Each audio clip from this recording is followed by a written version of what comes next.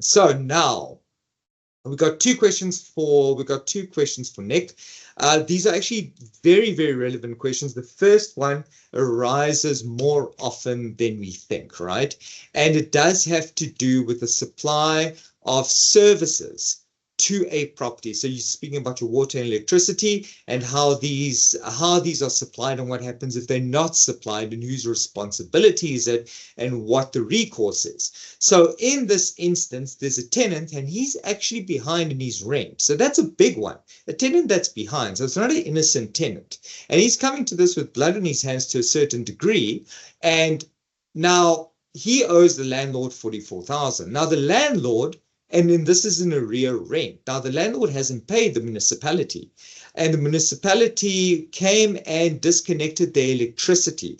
Now, it sounds to me like this is a commercial property. So due to the electricity now being disconnected, there's been a loss of revenue by the tenant. So we're looking at a commercial tenant that needs electricity to do his business, but doesn't have it. So now has lost rent, but has also been behind in rent. And I have to ask whether it's just rent is behind or also the payment of services. So Nick, from your perspective, how would a tenant in these instances get recourse? How would a landlord resist recourse? Yeah, what are you thinking?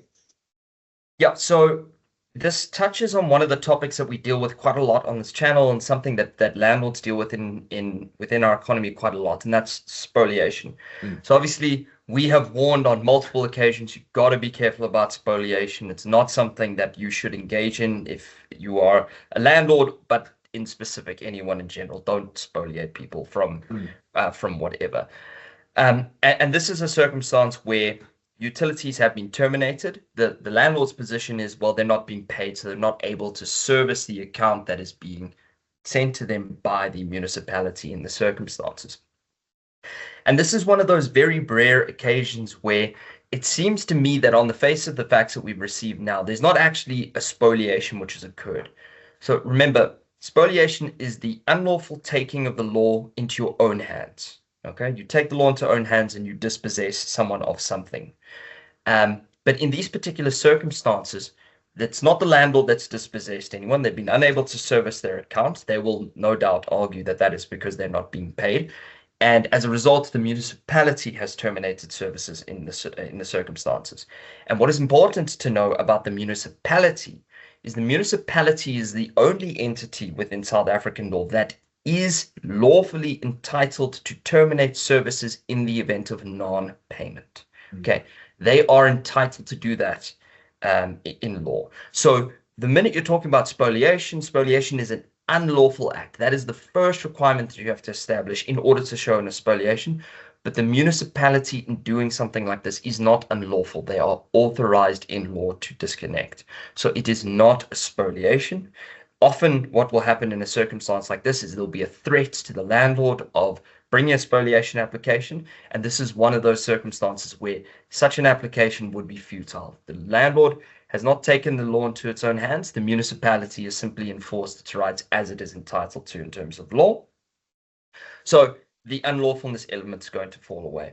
In respect of a loss of income, it's going to be very difficult for a tenant to show loss of income because they're coming to the table in a position where they have caused this loss of income. If you have failed to uphold your own obligations to pay your landlord, which has resulted in the services of a particular premises being terminated, you are the one that is causing the problem. The landlord's got no obligation to pay you the electricity so that you can derive an income.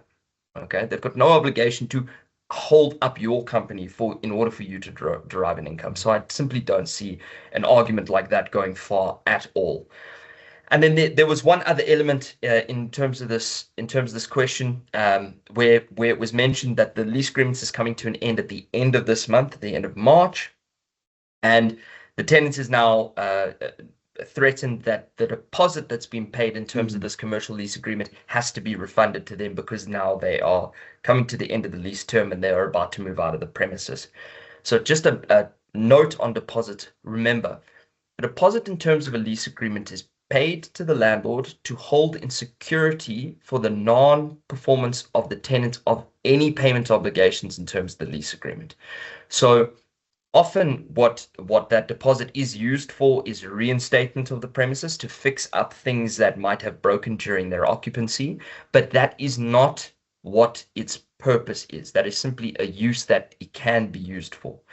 The deposit is there to cover any obligations that the tenant does not fulfill during their occupation of the premises. So if you are holding a deposit and a tenant has not paid rent or utilities or anything like that, the landlord is perfectly entitled to use that deposit to appropriate it towards those particular amounts that are outstanding and also reinstate the premises as well. But the deposit is a wide has a wide usage for any obligations that the tenant hasn't used. So insofar as the tenant threatens, you must pay me my deposit, and they're sitting in arrears at the end of a lease agreement, you have no obligation to pay them the money if you're still sitting in arrears. You are absolutely entitled to use your deposit towards that arrears.